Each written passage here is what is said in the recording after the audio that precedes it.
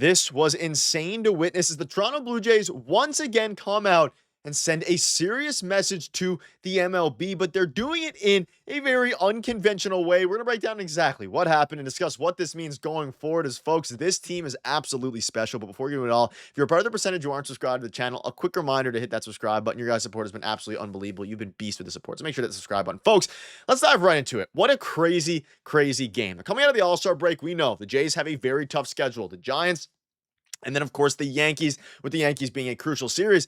But the Giants were on their heels coming into this series. They were on a bit of a losing streak. They need to win games. And the Jays were coming off of a couple of losses. And they come out today, and not only did they win yesterday, but they come out this afternoon and just play a very interesting form of baseball, a pretty complete overall form of baseball. But the bottom's 4 or 5 hitters in this lineup, like the bottom half of the lineup in general, has been absolutely ludicrous. It's been unbelievable on the back of guys like Tyler Heineman.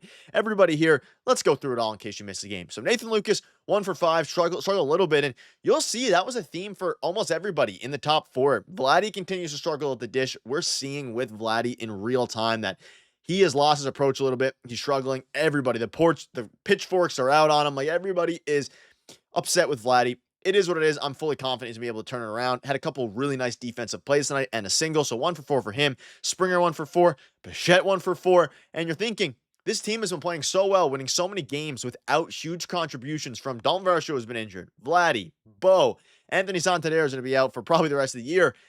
And they've just been able to scrap away wins, and it's truly insane to witness. Now, who helped tonight? The guy's been helping all season long, and ever since getting called up, that is Addison Barger. He went 4 for 4 with no RBIs, of course, which was random, but 1 run scored. Barger's on an absolute heater. But the story of this game in particular, and we'll dive into the pitching later because that's also a story from Eric Lauer, but it is the bottom 4. Joey Loperfido has been elite since getting called up. He went 1 for 4. Ernie Clement, 1 for 3. Miles Straw, 2 for 4. And Tyler Heineman, 2 for 3 with a home run, a 2-run shot in the late portion of the 8th inning, bottom of the 8th. Truly a special team this is, right? And I can't really, words are kind of hard to describe a team like this because the top half hasn't been going for a little bit now. And even during the win streak, we're not seeing the best from Vladdy. We're not seeing the best from Bo.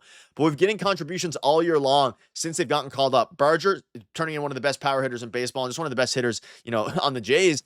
Ernie Clement, even in a time where he's struggling, still manages to contribute. Joey Loperfido, 8 for 18 since getting called up. He's been fantastic. Will Wagner is on his own hot streak right now. And we knew in order for the team to be really, really good this year, you're going to have to get contributions from everybody.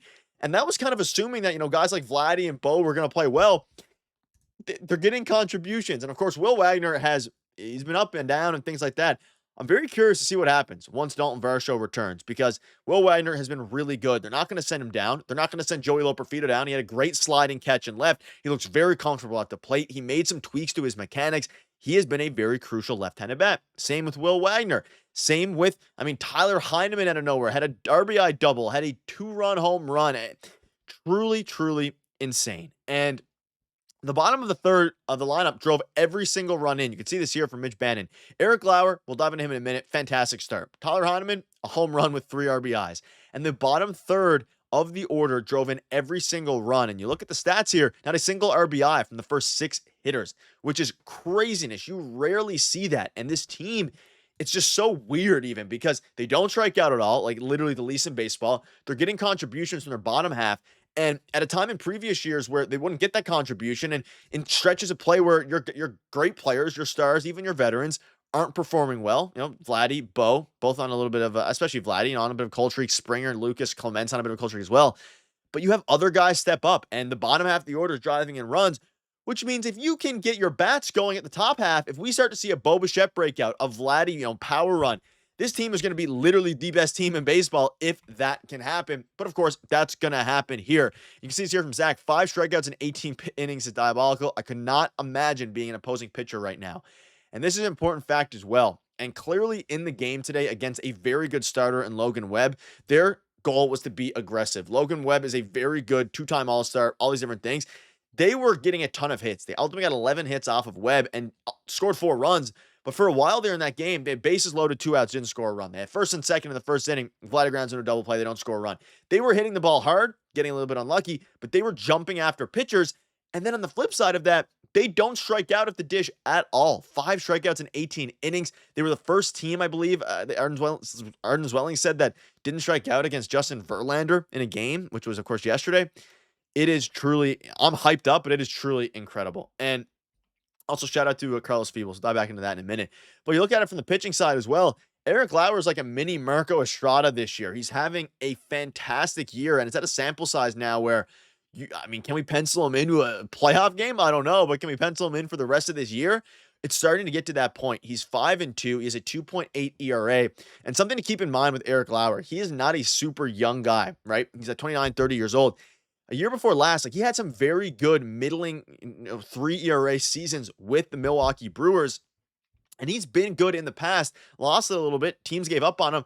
Ross Atkins, of course, clutches up and finds him. Reminds me of Marco Estrada with the way that, he kind of carves pitchers. He's not a super crazy. Of course, Marco Estrada didn't throw fast. He had a fantastic, the best changeup in baseball. Eric Lauer doesn't throw fast, but his command, his pinpoint, had some elite pitches, and that's what gets the job done. And, he is crucial to this team. And this Jays team right now, we're running with 4 starters. You're still waiting for another starter to come in via the trade deadline. You're waiting for Alek Manoah to come back very soon. This team is looking scary. And not to mention Jeff Hoffman, he is looking very, very good. Brendan Littles has refound his command, and we know for a little bit there, even during the 10-game win streak, his command was dicey. But as a result, they figured it out. You pitch through that, and that's what great teams do. That's what great bullpens do. Chad Green gave up a home run. It is what it is. A classic a little bit, but he's been elite as of late as well. The team is finding ways to win, and this is crucial. The Yankees play tonight. We hope they lose. We're up 3 games on them right now. If you can go ahead and sweep the series tomorrow, heading into a series against the Bronx, you guarantee yourself a pretty good position. I believe the worst case being if you get swept against the Yankees. Hopefully it doesn't happen. God forbid it doesn't happen. But if that did happen, you're still tied for first place in the AL East, right? And they're not going to get swept by the Yankees. I have full faith in this team. They are currently 3.5 games up on the AL East, ultimately waiting to see what happens with the Yankees game tonight. But truly fantastic. And I also want to give a shout out to Carlos Feebles. He had a great game once again, and he's a guy, obviously the third base coach, who doesn't get much credit. I've been giving him credit on the channel for the whole season. He's been making some incredible reads. Stopping Bichette. Could he have scored? Probably. Decided to stop him. Ultimately, wanted to play for the bigger inning. They score 4 runs in that inning. You center in Clement on the double by Loberito. Boom. Of course, you're obviously scoring him as well. The team is firing all cylinders. The manager, John Schneider, is making the right calls. And the offense is getting going from guys that you wouldn't expect. And once those guys that you do expect get going, this team is going to be horrifying. But folks, that'll wrap it up. Again, early start tomorrow, 12:05 Eastern. So make sure to wake up and get ready on the go for that game, because it starts fairly early. Of course, 1:30 or 12:05 p.m. Eastern. So let me know down below what your thoughts are. You guys are beasts. Cheers.